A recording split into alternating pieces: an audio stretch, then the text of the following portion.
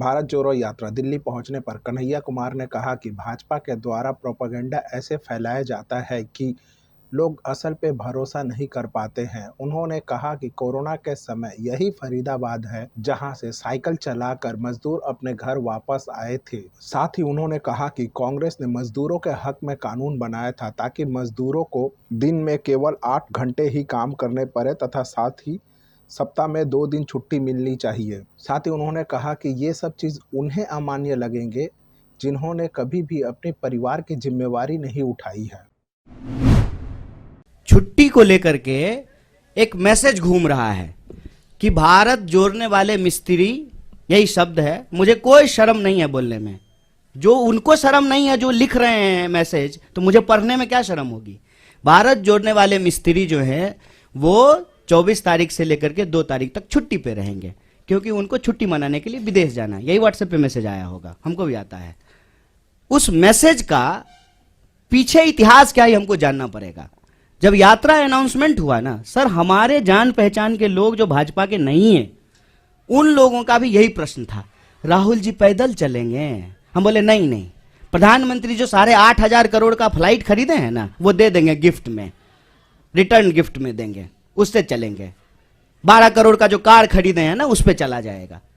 इस तरीके से नेताओं को लेकर के, खास करके विपक्ष के नेताओं को बदनाम किया गया है कि जो सामान्य बात है उस सामान्य बात को भी हम भरोसा नहीं कर पाते हैं।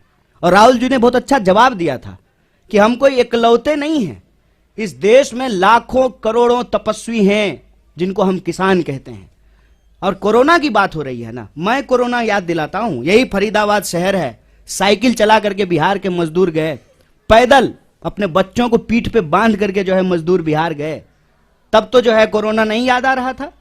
आज जब हम पैदल चले हैं कन्याकुमारी से, 100 दिन से ज्यादा चलते हुए हो गया है 3000 किलोमीटर, तब समझ में आ रहा है कि पैदल चलने का दर्द क्या होता है।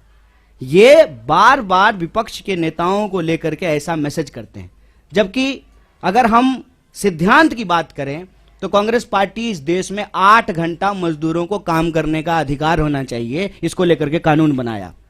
सप्ताह में 2 दिन छुट्टी होनी चाहिए, सैटरडे और संडे, इसको लागू कराया। तो यात्रा में जो लोग चल रहे हैं वो छुट्टी ले रहे हैं, तो ये अमानवीय है क्या? ये अमानवीय उसको लगेगा ना जिसने कभी अपनी पारिवारिक जिम्मेवारी नहीं उठाई। कोई होता ना जिसके साथ छुट्टी बिता सकते थे तो ये सवाल नहीं बोलते। जो लोग अपने आत्ममुग्धता का शिकार होता है ना, जिसने जिंदगी में इंसान बनाया ही नहीं, क्या करेगा छुट्टी लेकर के? फुटबॉल मैच देखते हुए एक दृश्य देखे थे आप सब लोग, ग्रुप में फुटबॉल मैच देख रहे थे, एक साहब अकेले टीवी पे फुटबॉल मैच दे। बताइए फुटबॉल का मैच कोई अकेले देखता है? हैं? ये जो चल रहा है इससे मैं बस एक अर्थ निकालता हूं कि इन्होंने बहुत कोशिश की कि इस यात्रा को इग्नोर किया जाए। इनसे इग्नोर नहीं हो पा रहा है। बहुत प्रयास किया, बहुत समझाया अपने कार्यकर्ताओं को कि यात्रा गुजर जाए, बिल्कुल खिड़की दरवाजा बंद कर लेना। इंसान की अपनी भी इच्छा होती है, इंसान की अपनी भी बुद्धि होती है। लोग खिड़की दरवाजा बंद कर लिए लेकिन छत पे चले गए भाजपा ऑफिस के, और वहां से जो है यात्रा को हेलो हाय करना शुरू कर दिया। क्या करेंगे? क्योंकि यह यात्रा जिन सवालों को लेकर के चल रही है ना, वो कांग्रेस के सवाल नहीं है, वो देश के सवाल हैं।